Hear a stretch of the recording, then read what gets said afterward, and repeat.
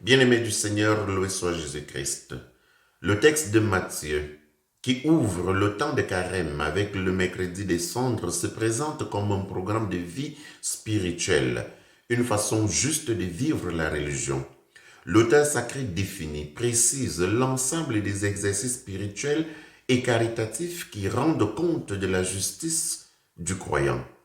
Gardez-vous de pratiquer votre justice devant les hommes pour vous faire remarquer d'eux. Sinon, vous n'aurez pas de récompense auprès de votre Père qui est dans les cieux.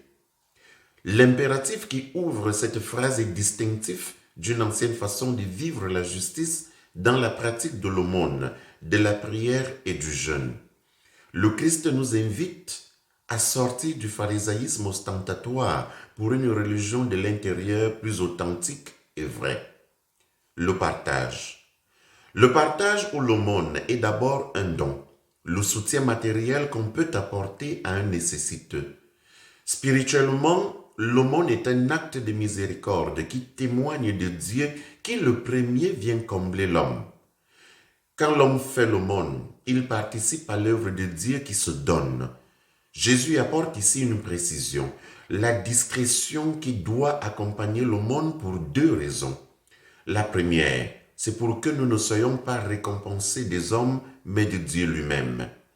La seconde raison qui est implicite, notre monde ne doit pas exposer à la raillerie, la misère et la pauvreté du bénéficiaire, auquel cas nos dons deviennent injures à leur condition sociale de pauvres.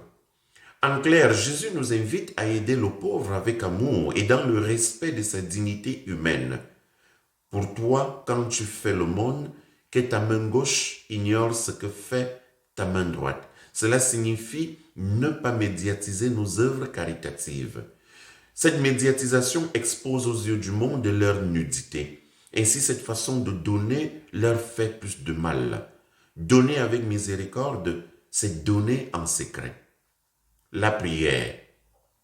En nous invitant dans le secret de notre chambre pour prier, Jésus nous présente la prière comme une relation d'intimité entre Dieu et celui qui prie. Cela se passe de tout témoin, d'ailleurs, comme tous les actes d'intimité. Cette précision vient nous rappeler que Dieu habite le sanctuaire intérieur de l'homme.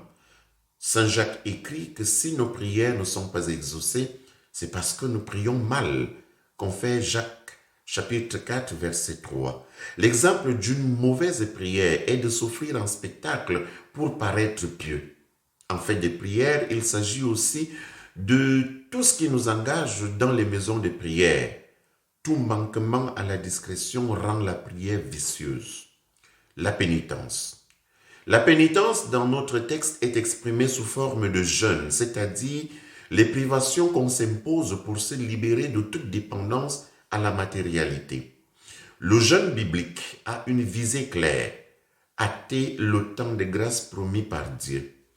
En réalité, ce temps était le temps messianique attendu par tout Israël. Comme tel, tous les Israélites devaient être adonnés au jeûne et cela devait être assez visible. C'était donc un spectacle dont était témoin le voisinage. Par ce fait même, le jeûne avait été dénaturé. On ne jeûnait plus pour le temps de Dieu, mais pour contenter l'extérieur. Ces trois pratiques sont appelées à la discrétion et au secret pour ne pas être exercées à contre-cœur. Le carême, qui est un cheminement vers la justification, appelle donc au respect de ces exigences. Nous serons justes si nous veillons à mettre en pratique tout ce commandement devant le Seigneur notre Dieu comme il nous l'a ordonné. Bon temps de carême à tous les peuples chrétiens. Loué soit Jésus-Christ.